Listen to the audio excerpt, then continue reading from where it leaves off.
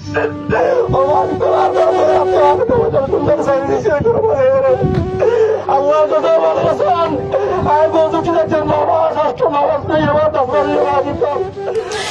জীর্ণ শীর্ণ ঘরটিতে কান্নার রোল পড়েছে, হাউ মাউ করে কাঁদছে সবাই। এই ঘরটি জালিয়াপালং ইউপি মেম্বার নিহত কামাল হোসেন দুর্জয়ের। ঘরের বেড়া গাছের পাটাতন খুলে পড়া এই ঘরটিতে পরিবার নিয়ে বসবাস করতেন মেম্বার কামাল হোসেন। টিনের চাল ফুটো হয়ে বৃষ্টির ফানে ঘরে ঢুকায় নারিকেল গাছের পাতা দিয়েছে চালে।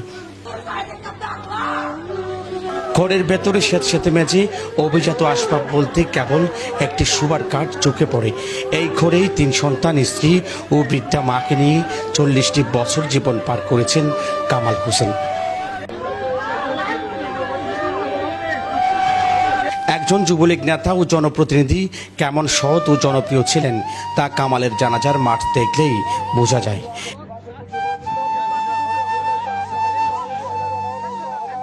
বৃহস্পতিবার মনখালীতে মেম্বার কামালের জানাজায় মানুষের ঢল নামে।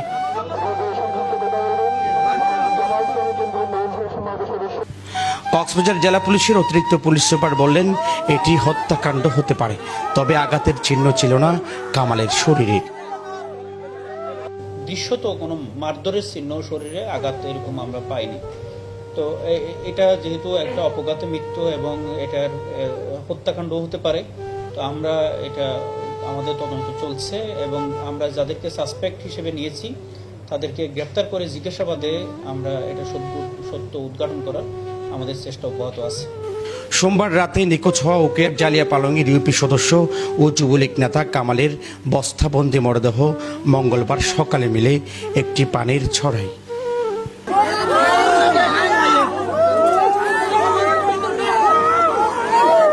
তারেক হায়দার, প্রবাল নিউজ, কক্সবাজার।